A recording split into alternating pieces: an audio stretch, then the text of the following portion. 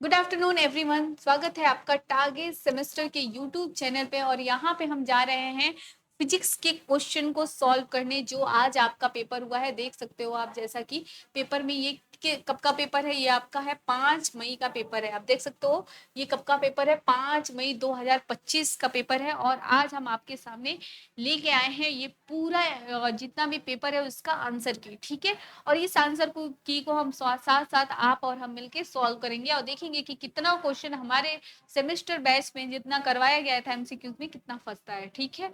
ये भी देखेंगे और साथ ही साथ आप अपना नंबर भी देखते जाएंगे, ठीक है, कि आपने किस हद तक सही किया है।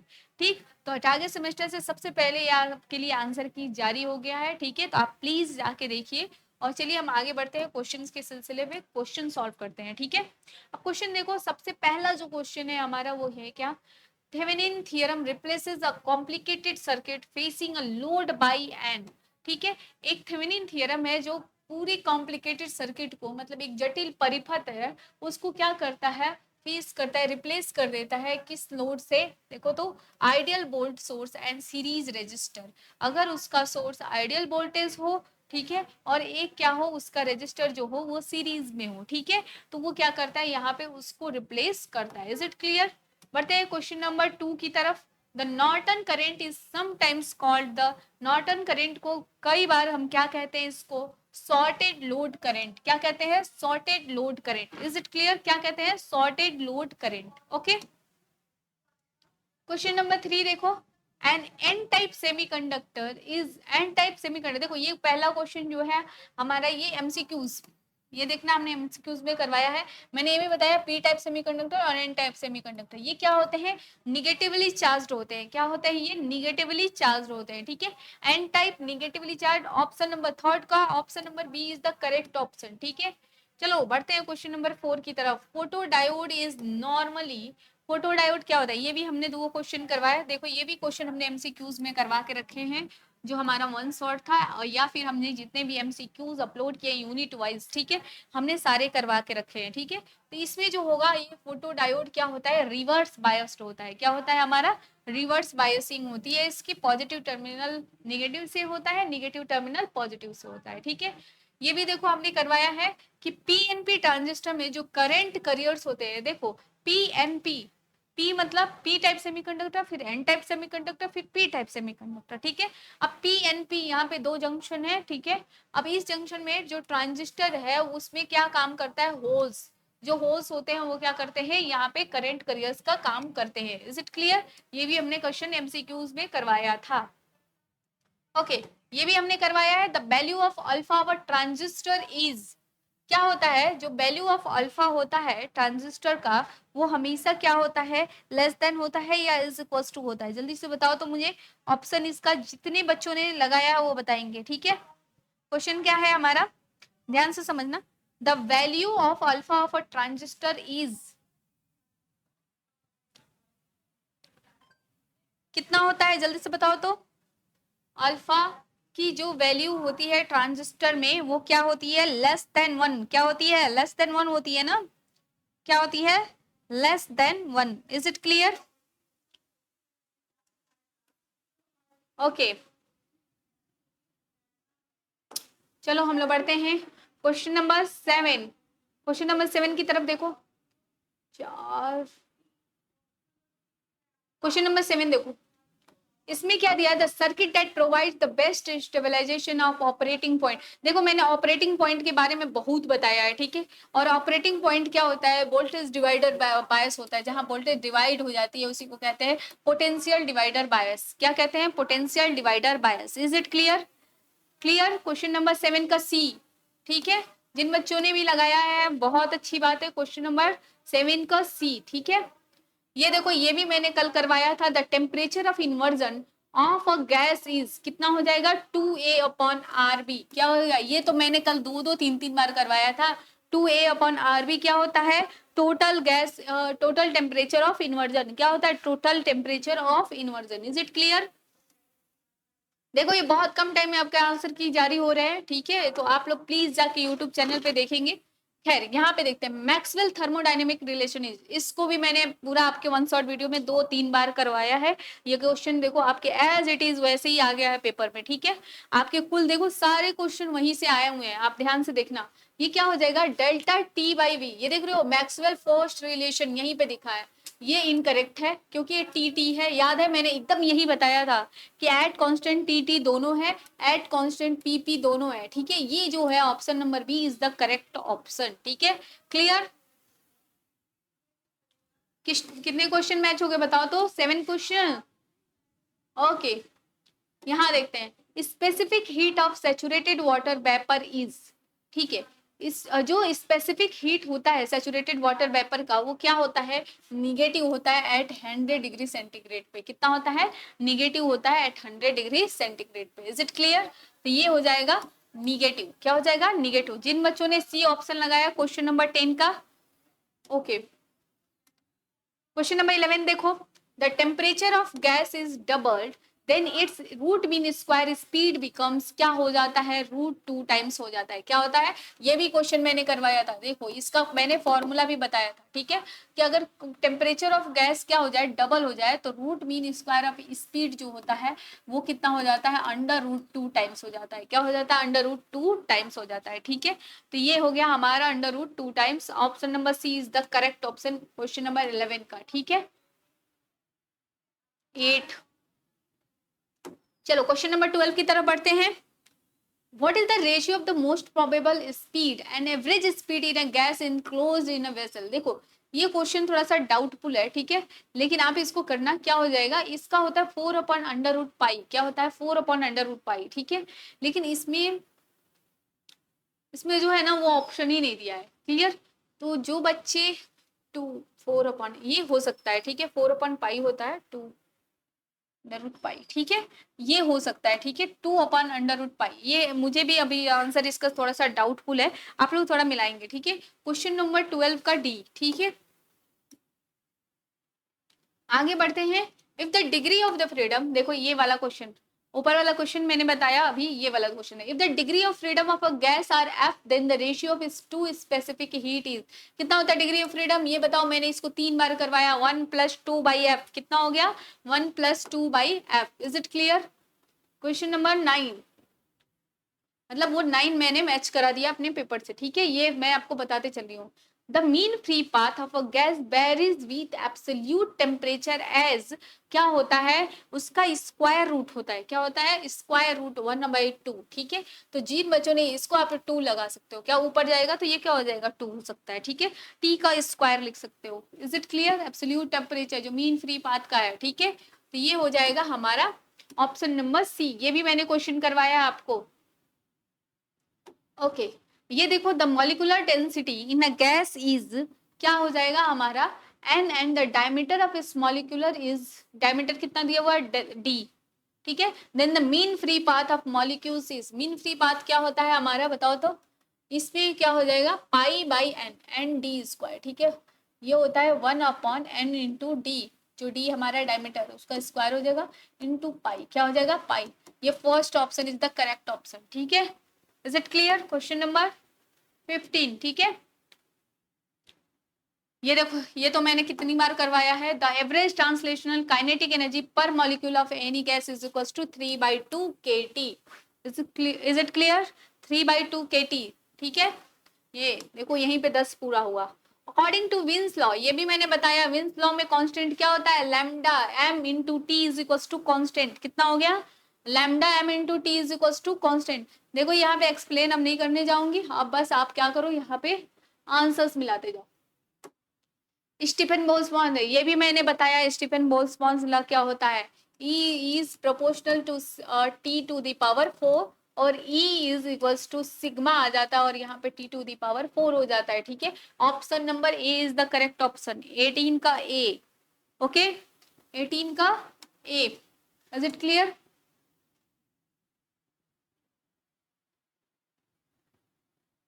क्वेश्चन नंबर 19 की तरफ बढ़ते हैं हम लोग। 13 हो गया ना, 13, द ब्लैक बॉडी इमिट्स, ये भी मैंने इसको 2-3 बार बताया है। द ब्लैक बॉडी इमिट्स क्या करती है, कॉन्टिन्यूअस स्पेक्ट्रम, याद है मैंने ये बताया था कॉन्टिन्यूअस स्पेक्ट्रम, जो लगातार स्पेक्ट्रम आती है उनको वो क्या करती है, एमिट्स करती है। Is it clear? Question number 20 पे आओ तो ये भी मैंने बताया है, average energy of Planck isolator कितना होता है, E is equals to H nu upon e to the power H nu by K T -1। ठीक है, ऐसे लग रहा है मैंने जितने क्वेश्चन करवाए थे सब छाप दिया गया है। ठीक है, ये भी ध्यान से देखना। 15 हो गया ना? ओके ये देखो रेले जीन्स लॉ ऑफ रेडिएशन, ये भी मैंने बताया था किसके लिए होता है, लॉन्गर वेवलेंथ। याद आ रहा है, ये कल के वन शॉट में है। क्या है रेले जीन्स लॉ, रेडिएशन किसको अप्लाई किया जाता है, लॉन्गर वेवलेंथ के लिए। ऑप्शन नंबर 2 21 का 2। ओके 21 का 2 क्या हो जाएगा, लॉन्गर वेवलेंथ के लिए रेले जीन्स लॉ। ठीक है, ये देखो the relation between pressure and energy density कितना होती है ये, प्रेशर और एनर्जी डेंसिटी का जो रिलेशन होता है 1/3 क्या होता है, 1/3 ऑफ एनर्जी डेंसिटी। ठीक है, तो क्या 1/3 और U is the diffuse radiation. ठीक है, ये हो जाएगा, क्या हो जाएगा, P is equal to U/3। 22 का B। Is it clear? 16 हुआ ना। अभी यहाँ पे देखो टाइम कांस्टेंट ऑफ LR और LC, याद है मैंने बताया CR, मैंने LR और CR दोनों का ही बताया था टाइम कांस्टेंट, याद है। बस आपको इसमें क्या कर दिया है, डायमेंशन पूछ दिया है। तो टाइम कांस्टेंट क्या होता है, L/R। जब इसका निकालोगे तो होगा M0L0T। क्या हो जाएगा, M0L0T। तो बचा क्या, T, सिर्फ टाइम बचा। डायमेंशन क्या हो गया, C। क्वेश्चन नंबर 23 का C हो जाएगा। Is it clear? ओके चलो ये देखो, अगर एक कैपेसिटर जो है, क्वेश्चन नंबर 24, अभी वो कितना हो गया, 17 हो गया ना। A capacitor of capacitance C with an initial charge Q0 is allowed to discharge through a resistance R. The recharge remaining after T.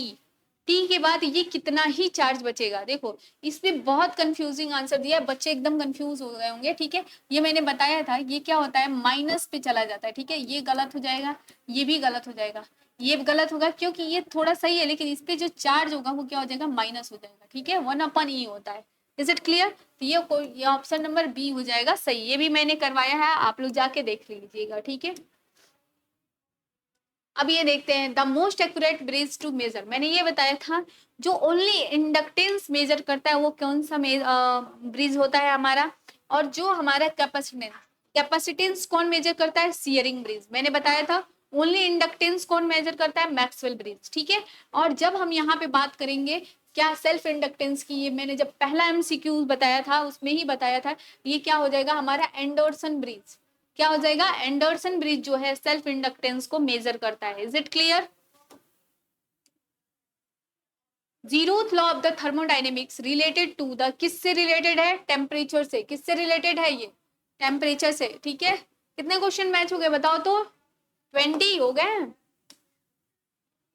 चलो नेक्स्ट क्वेश्चन पे बढ़ते हैं हम लोग। भाई कंजर्वेशन ऑफ एनर्जी है हमारा, क्या है, zeroth law of the thermodynamics क्या है, कंजर्वेशन ऑफ एनर्जी है। और एनर्जी किस पे, टेम्परेचर पे डिपेंड करती है। ठीक है, अब यहाँ पे देखो in the process of no heat is required. अब बताओ तो, ये भी मैंने बताया है, मैंने बताया है कि नहीं, आइसोथर्मल समतापीय यानी temperature constant, isobaric isochoric pressure और वॉल्यूम कांस्टेंट।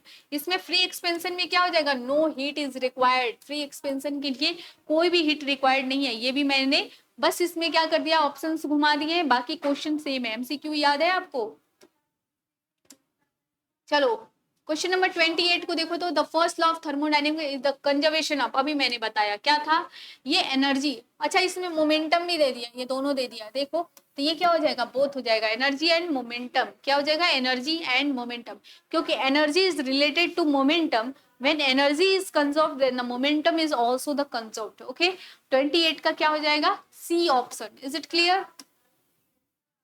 क्वेश्चन नंबर 29 पे आओ तो, the internal energy of a real gas depends on, internal energy जो होती है रियल गैस की वो किस पे डिपेंड करती है। मैंने आपको पता है ये मैंने क्वेश्चन 4 बार करवाया MCQ में। ठीक है, मैंने ये बार बार आपसे बोला था कि टेम्परेचर मास और वॉल्यूम पे डिपेंड करती है। तो प्रेशर यहाँ से अपने आप हट गया। ठीक है, अब टेम्परेचर और वॉल्यूम दोनों होगा, तो इसलिए ऑप्शन नंबर डी। जो हम MCQ करा रहे थे उनमें ये दोनों ऑप्शन नहीं था, तो हम क्या कर रहे थे, बार बार टेम्परेचर लगा देते थे, ठीक है, लेकिन हम बार बार ये बोलते थे टेम्परेचर और वॉल्यूम दोनों होगा। Option number D is the correct option. Question number 29, is it clear? Question number 30 देखो तो, इन विच प्रोसेस, देखो ये भी मैंने क्वेश्चन 5 बार करवाया है, कम से कम 5 बार, ठीक है। किसमें होता है ये मैं ऐसे ही बता सकती हूँ, जूल थॉमसन एक्सपेंशन में एंथैल्पी हमारी क्या होती है, कांस्टेंट होती है, मैंने बताया था ना। एंट्रोपी किसमें कांस्टेंट होती है, एंट्रोपी हमारी जब कांस्टेंट होती है एडियाबेटिक प्रोसेस में, बताया था। जूल थॉमसन इफेक्ट में क्या होता है, हमारी एंथैल्पी रिमेन्स कांस्टेंट, ठीक है। Question number 30 is the correct option, ठीक है। The efficiency of Karnat engine, देखो मैंने बोला था एफिशिएंसी पे बहुत क्वेश्चन आएंगे, ठीक है। अब बोला steam point and ice point, steam point कितना होता है 373.15 और ये कितना होता है 273.15, ठीक है। ये टीसी की वैल्यू हो गई और टीएच की वैल्यू हो गई, ठीक। If eta is equals to 1 minus TC कितना है हमारा 273.15 और ये कितना हो जाएगा 373.15। Is it clear? अब मान लो हम क्या करें, 1 में से इसको घटाओ तो कितना आ जाएगा, देखो तो 1 में से घटाना है 5 8, ओके, यहाँ बचा 0,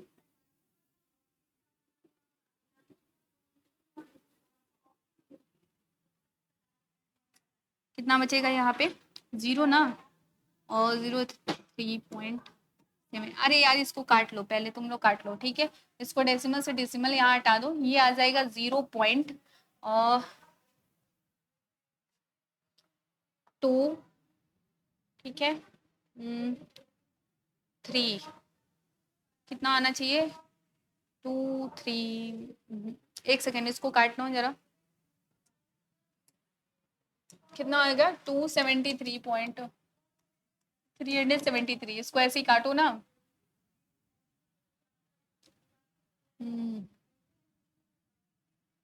कितना आएगा,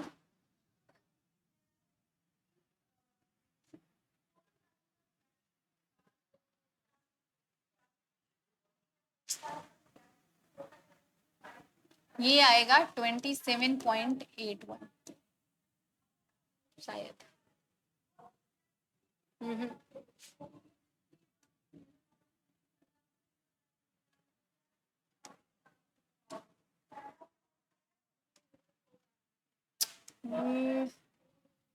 1 माइनस,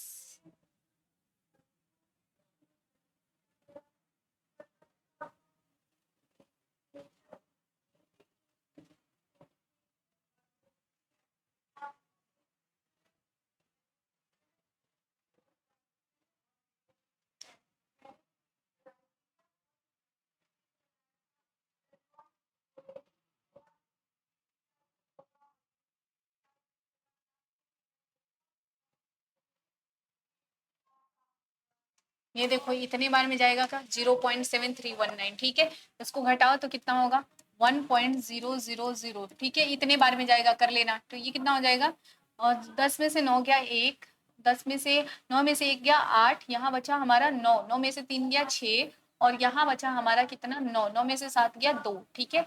और 1 0 में ये 0, मतलब यहाँ तो कुछ बचा ही नहीं, तो 0.26, इसमें 100 से मल्टीप्लाई करोगे तो कितना हो जाएगा 26.81%। Is it clear? ये कर लेना, कितना आएगा 26.81%। Is it clear? Question number 31 का कितना आ जाएगा सी, एफिशिएंसी निकालना बताए थे आप लोग को, ठीक है। ये देखो the entropy of a system in irreversible process, irreversible process में एंट्रोपी क्या होती है हमारी, जाहिर सी बात है ये क्या होगी, इंक्रीज करेगी, क्या करेगी, इंक्रीज करेगी, ठीक है। ये भी मैंने बताया था कि कॉलिजन होता है दो चीजों के बीच में, तो ये बीच में बहुत ज्यादा ट्रेवल करती है, तो यानी एंट्रोपी क्या हो जाएगी, इसकी इंक्रीज करेगी। एंट्रोपी क्या होता है, नंबर ऑफ, क्या हो जाएगा, जितना उसमें अलग अलग चीजें रहेंगी, मतलब इधर उधर हो जाए, ठीक है, उसको कहते हैं, ठीक है। चलो क्वेश्चन नंबर 33 देखो क्या दिया, which relation represents Clausius theorem, Clausius theorem को कौन सा रिप्रेजेंट करता है ये बताओ तो। लेस देन होगा या D Q is the greater than 0, क्या हो जाएगा लेस देन, ठीक है। ये देखना जरा, लेस देन हो जाएगा, यहाँ पे रिलेशन बताना है थियरम, ठीक है। वहां पे ये क्वेश्चन नहीं है कि किस पे सेटिस्फाई करता है ये चीज, ठीक है, ये ध्यान रखेंगे, ये भी क्वेश्चन मैंने बताया है। अब ये वाला क्वेश्चन देखो, ठीक है, क्या हो गया, एक सेकेंड रुको,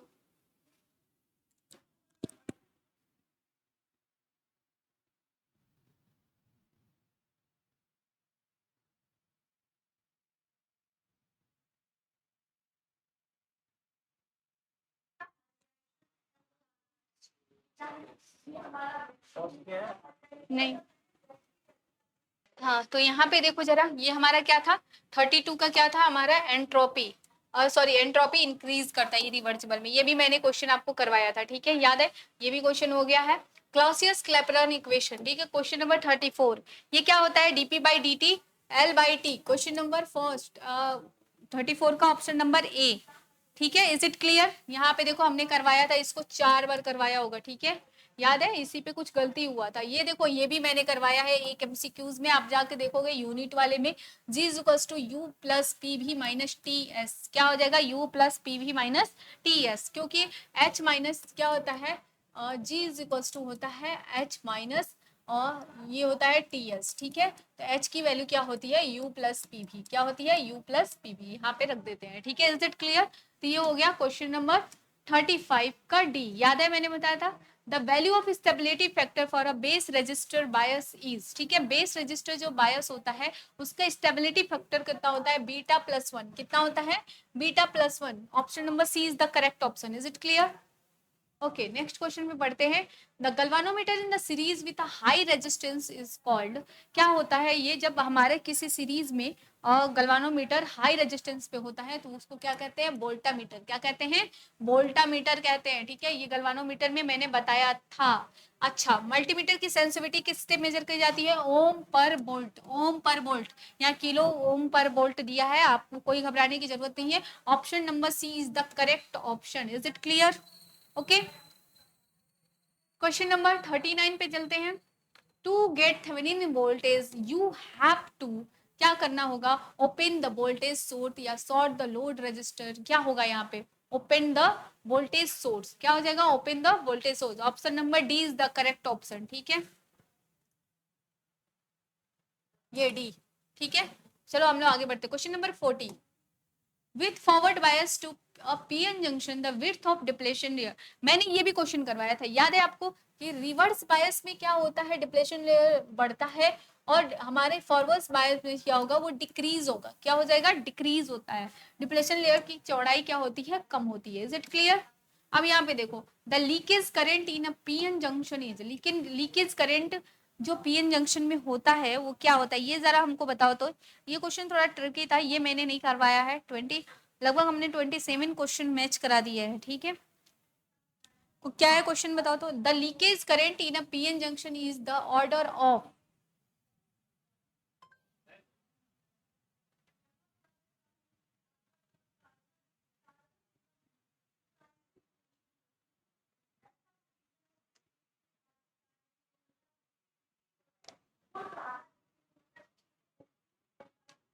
एक्चुअली देखो यहाँ पे बच्चे कंफ्यूज हो गए होंगे, माइक्रोमीटर होता है, ठीक है, माइक्रोमीटर, यहाँ माइक्रो एम्पियर कर लेना, माइक्रो एम्पियर करंट की बात कर रहे हैं ना यहाँ पे आप माइक्रो एम्पियर कर लेना, ठीक है, बच्चे थोड़ा सा कंफ्यूजन होंगे क्योंकि मीटर में ऑप्शन नहीं होगा, ठीक है, जो भी बच्चा करके आया है ये ध्यान रखना, ये क्या है हमारा D option is the correct option, ठीक है, थोड़ा सा इसमें मिस्टेक होगा, ये देखो option number 4, question number 42, the Zener diode is used for, ये भी मैंने करवाया था, क्या यूज किया जाता है, एक वोल्टेज रेगुलेटर की तरह यूज किया जाता है, किस तरह यूज किया जाता है, एक वोल्टेज रेगुलेटर की तरह, ठीक है।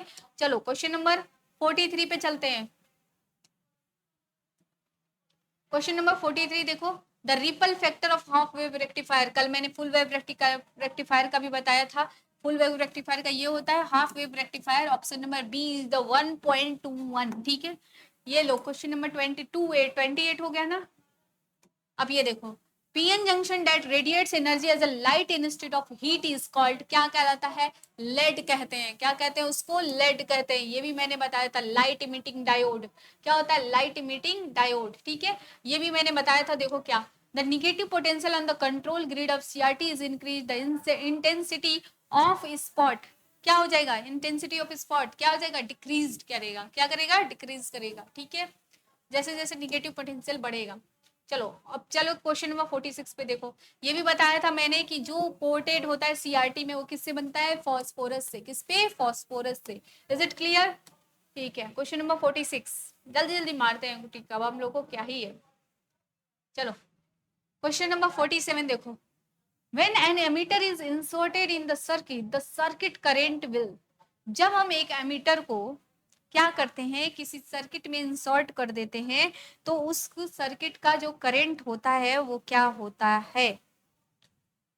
When an ammeter is inserted in the circuit current will increase करेगा, डिक्रीज करेगा, क्या होगा, सेम रहेगा, कैसा रहेगा बताओ तो जरा हमको।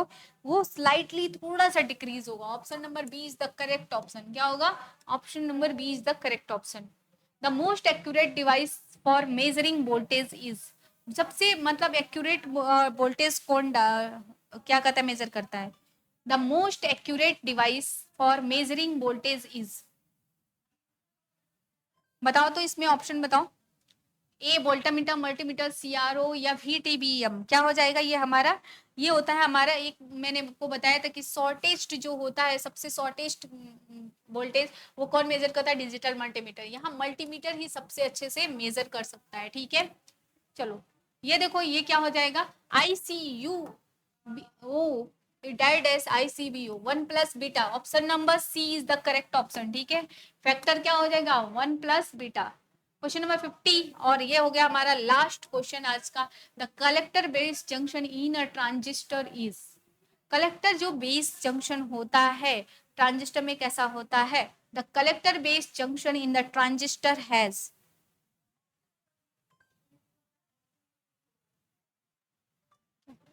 The collector base junction in a transistor has, थोड़ा सा इसको कंफ्यूजन है, हम लोग देख लेते हैं। ये क्या होता है बताओ तो, रिवर्स बायस होता है। क्या होता है, रिवर्स बायस। ठीक है, ये थोड़ा सा मुझे कंफ्यूजन था, आप देख लेना। ठीक है, कुछ क्वेश्चन नंबर हमने कितने 30 क्वेश्चन अपने एक साथ आपके करवा दिए हैं। ठीक है, ये क्वेश्चन नंबर 50 क्वेश्चन में 30 क्वेश्चन आपके टारगेट सेमेस्टर से मैच हुए हैं। जो बच्चे लेक्चर देखे होंगे, MCQs किए होंगे, या फिर जिन बच्चों ने पूरा MCQs अटेंड किया है हर यूनिट वाइज, उनका बहुत अच्छा पेपर गया होगा। और बहुत बहुत बधाई कि आपने फिजिक्स का पेपर खत्म कर लिया है। हाँ, जो बच्चे अब मैथ का पेपर देने वाले हैं या केमिस्ट्री का पेपर दें और सब्जेक्ट, टारगेट गुरुकुल उन सभी के लिए MCQs अपना प्लेलिस्ट जारी कर चुका है, तो जाके ऐप पे जरूर देखें। ऐप के साथ साथ आपको यूट्यूब पे MCQs भी मिल जाएंगे। ठीक है, आज के लिए बस इतना, थैंक यू। फिर मिलते हैं आपसे थर्ड सेमेस्टर में, और थर्ड सेमेस्टर में आपके पूरे सेमेस्टर अच्छे से करवाए जाएंगे, और फिर से हम लोग क्या करेंगे, कोशिश करेंगे कि आपके पूरे के पूरे क्वेश्चन यहीं से उठाए जाए। ठीक है, मिलते हैं आपसे, थैंक यू।